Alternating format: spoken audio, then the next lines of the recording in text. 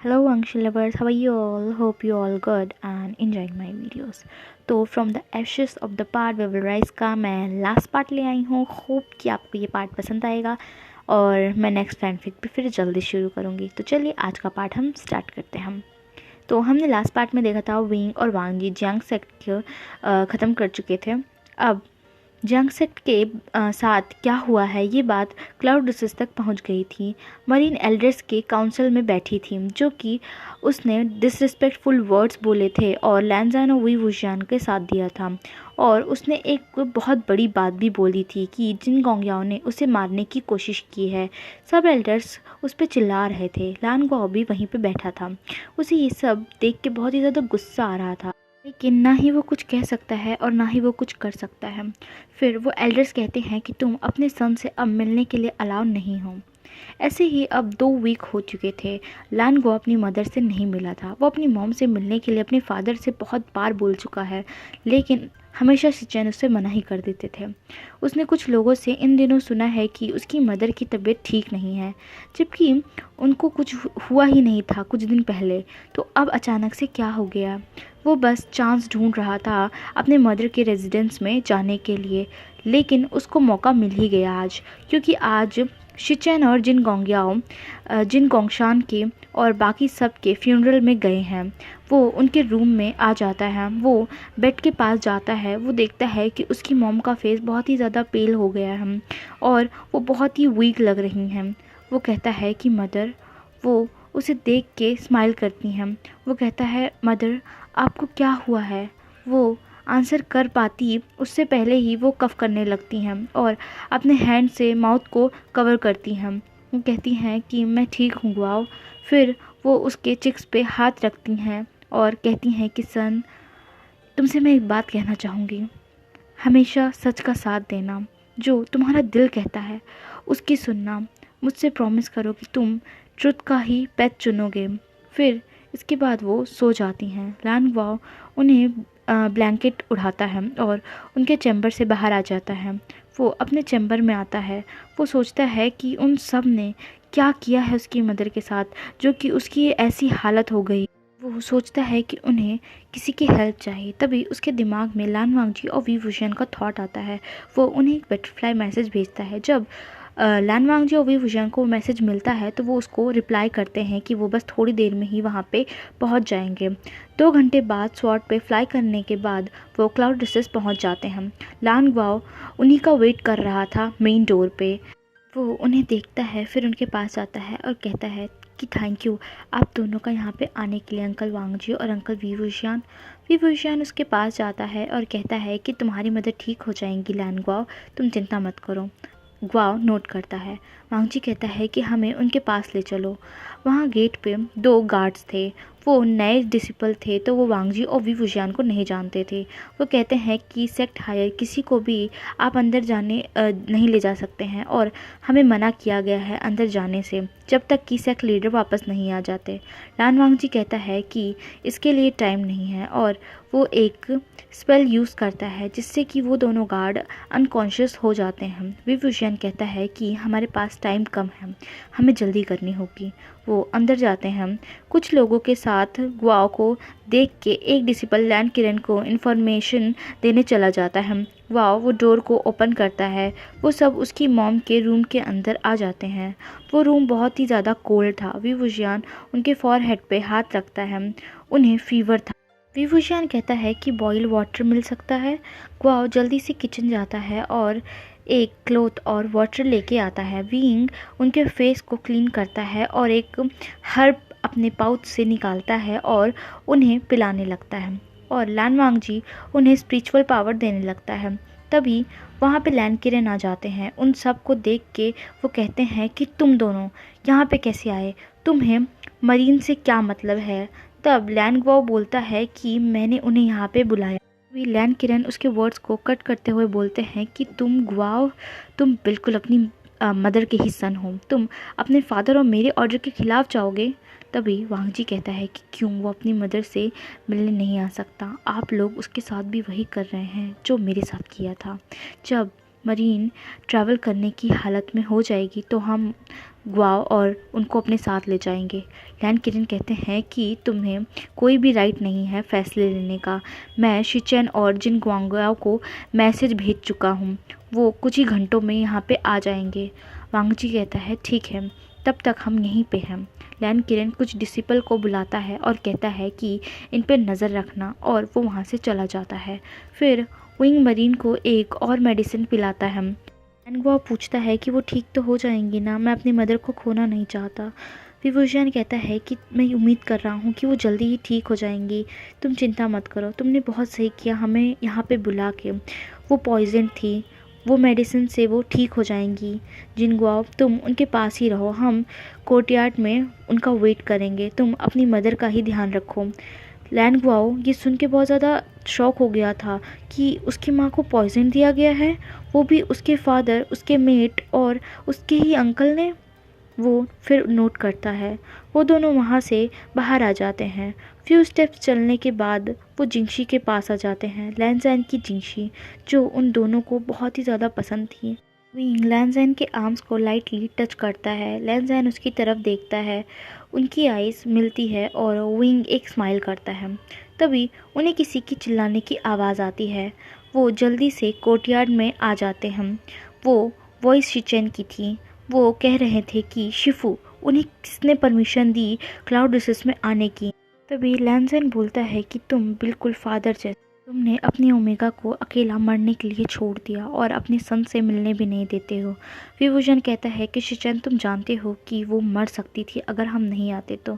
शिचेन एक शौक में कहते हैं कि मरीन ठीक थी, बस उसे अच्छा फील नहीं हो रहा। और तुम्हें किसने इजाज़त दी लैन फैमिली के मैट्रेस में पढ़ने की, तो इसलिए यहाँ से चले जाओ अब।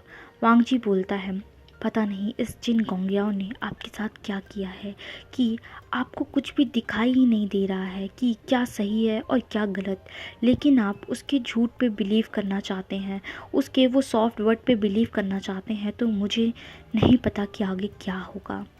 जिन गोंगियाओ और लैन किरण, इस बार आप लोगों ने किसी की जान लेने की कोशिश की है, लैन मरीन की।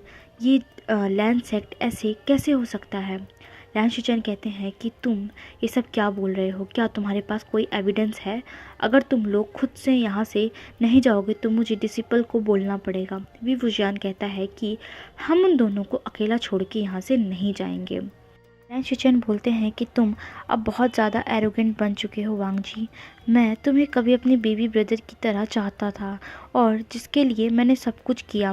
मैंने इसलिए ही उस दिन, जिस दिन तुमने आयाओ के आर्म्स काटे, कुछ नहीं कहा, उसके बाद भी कुछ नहीं किया ना कहा। लेकिन अब तुम्हें देख के लगता है कि तुम वो नहीं हो जिसे मैं लव करता था। तभी विवुशियान कहता है कि लैन शिचेन, आप लव के बारे में बोल रहे हैं, आपको पता है इस वर्ड का मतलब। तुमने कहा कि मेरा हस्बैंड एरोगेंट हो गया है, लेकिन यहाँ एरोगेंट मेरा हस्बैंड नहीं है, तुम्हारा मेट है, अंकल है, अंकल लैन, सॉरी वो है।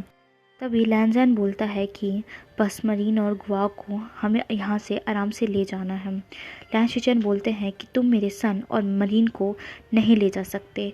मुझे फ़र्क नहीं पड़ता कि इसका नतीजा क्या होगा, लेकिन हम तुम्हें रोकेंगे। लैनजैन कहता है कि ठीक है। फिर वो अपनी बिचन को निकाल लेता है और शिचेन की तरफ पॉइंट करता है। शिचेन लैनजैन की तरफ ग्लेयर करते हैं, वो भी अपनी स्वॉर्ड निकालते हैं।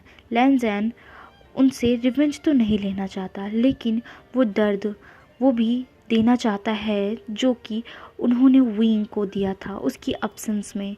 अगर उन्होंने उसके मेट को रिस्पेक्ट दिया होता, उसे भी एक्सेप्ट किया होता, सेम कर्टसी शो ही की होती, उसका वेलकम किया होता सेक्ट में, अगर उन्होंने उसे लव दिया होता हेट की जगह, तो आज वो ऐसे ना खड़े होते। आज वो उन्हें बताएगा कि वो पेन क्या होता है।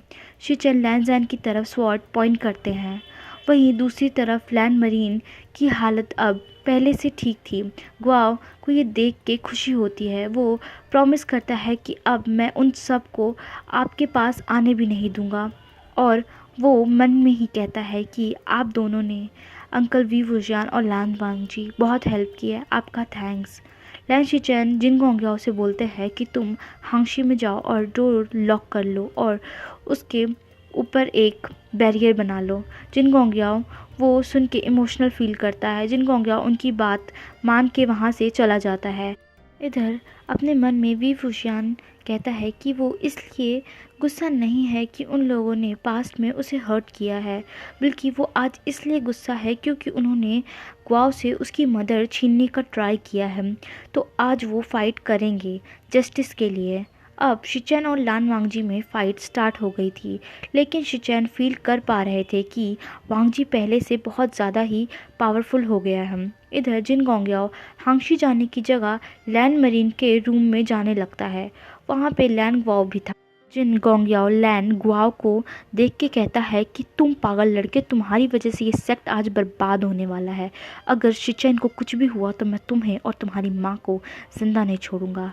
लैन ग्वाओ बोलता है कि जो तुमने किया है तुम्हें उसकी सज़ा आज मिलने वाली है और तुमने मैं अपनी मदर के पास भी नहीं आने दूंगा।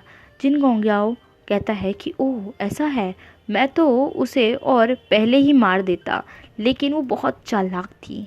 लैन ग्वाओ बोलता है कि मैं तुम्हें मार दूंगा जिन गोंगियाओ। तभी वहाँ पे जिंगी, युआन और शू इंग भी आ जाते हैं। जब उन्हें पता चलता है कि उनके पेरेंट्स लैन क्लैन आए हैं तो उसकी थोड़ी देर बाद ही वो भी आ जाते हैं। वो ग्वाओ और उसकी मदर के पास आते हैं। वहाँ पे जिन गोंगियाओ को वो देखते हैं।